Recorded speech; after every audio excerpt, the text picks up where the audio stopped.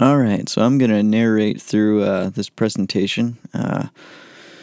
Right now you probably just clicked on the link where I provided the YouTube video so you can follow along. What I'm going to do is actually direct you, so if you should open this YouTube video in a new window so you can go back to the PowerPoint presentation. So this YouTube video will play in the background. And then if you go back to the PowerPoint presentation, you'll be able to click along while you listen to my voice talk through this presentation. So I'm going to give you a couple seconds to put the YouTube video in a new window, and we're going to go back into the presentation. So, okay, so now I'm going to start with the family history. Most blues singers come from a lower class. They sing about blues things that lower class people usually experience. Trixie Smith actually came from a middle class family. Not much is known about her family. She is an only child.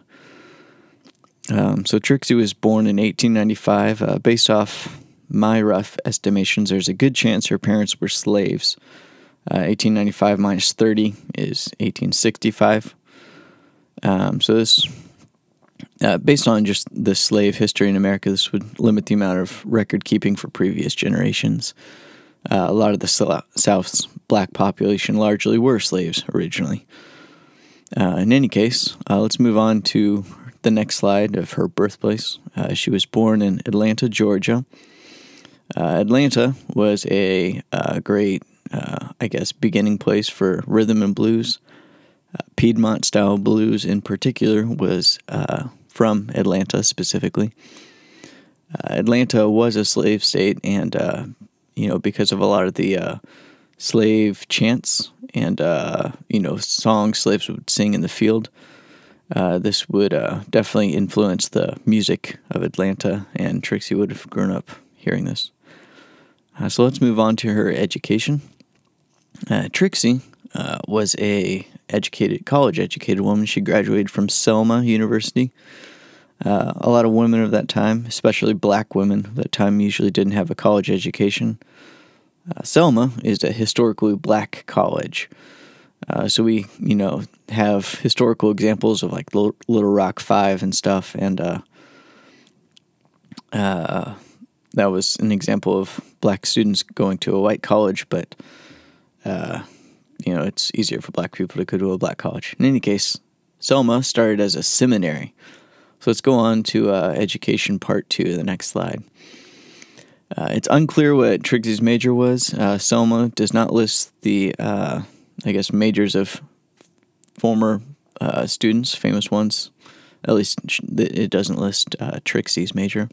However, Trixie would have stayed in Stone Hall, which was the first girls' dormitory on Selma's campus.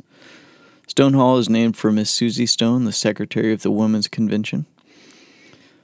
So let's move on to the next slide, musical origins. It's unclear whether or not Trixie came from a musical family, having a father, mother, or older brother who played an instrument. However, we do know that in 1915, Trixie moved to New York. And when she first moved there, she worked the vaudeville circuit. The first record label she was signed to was Black Swan Records. Let's go on to musical origins part 2. Black Swan Records was founded in Harlem, New York in 1922. It's the first African-American owned label. Some other notable artists they recorded were Katie Crippen and Alberta Hunter. Now, Black Swan actually had a pretty short life being independent. They were founded in 22 and they went bankrupt in 23. And after that, they were purchased by Paramount Records in 1924. Let's move on. How did the artist become known? So her recordings at Black Swan helped her gain popularity. A really major help to her was in 1922, she won first place in a singing contest at the Inner Manhattan Casino. Trixie collaborated with a lot of other notable artists. Two of the most famous would be Louis Armstrong and Freddie Kippard. Let's go to the next slide now. Becoming known, part 2. To maintain relevancy, Trixie also sang in the cabaret circuit. She sang on Broadway plays and in Harlem. Trixie also helped her fame in appearing in movies. Some of them were God's Step Children, Swing, and The Black King are all notable. These films helped her musical career. Let's go on to part 3 of Becoming Known. Eventually, Trixie recorded for Decca Records. As you may know, this is the records company that the Beatles were passed on by, so they're a pretty big record label. This was her last record company to join. With Decca, she most notably recorded No Good Man with Red Allen. All of her recordings happened in New York, far away from her birthplace of Atlanta. So let's move on and analyze her accomplishments. So Trixie was able to make a name for herself. She didn't have any famous parents or anything. She came from an unknown background and definitely left a mark. In slow time, she was able to reinvent herself. So when she wasn't a recording artist, she would switch to cabaret. And she was noted as being a polished singer, which is high praise. Let's move on to accomplishments part 2. Trixie left an impact on those who came after her. She was part of an important tradition of the time of female blues singers. Trixie shared the same last name as 2 other female singers, Mamie Smith and Bessie Smith. Those were 2 singers that kept coming up while I was researching her. And Smith is a pretty common name for the time, and even today. Let's go on to the next slide, Accomplishments Analyzed, Part 3. So Trixie had a lot more singing to do. However, her later years were hampered by her diminishing popularity. So even when she was unpopular with the recording industry, she continued to perform live, and her work with cabaret helped sustain her career for longer. Let's go to the next slide. Accomplishments Continued, Part 4. So later in her life, she was affected by an illness.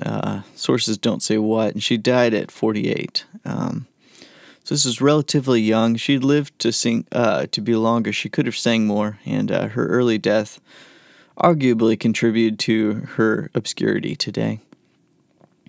So as we see, remember her today, Trixie, this is Accomplishments Part 5.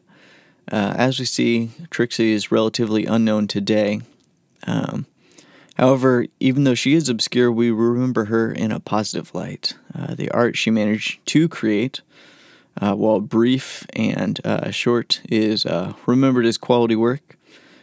Trixie is one of the great blues female singers of the 20s to the 50s while that era lasted. So that's the last slide of this presentation. If you go on to the next slide, you'll see it's the bibliography slide. So this was a good exercise in researching an old performer. So this is Thomas Sargent signing off.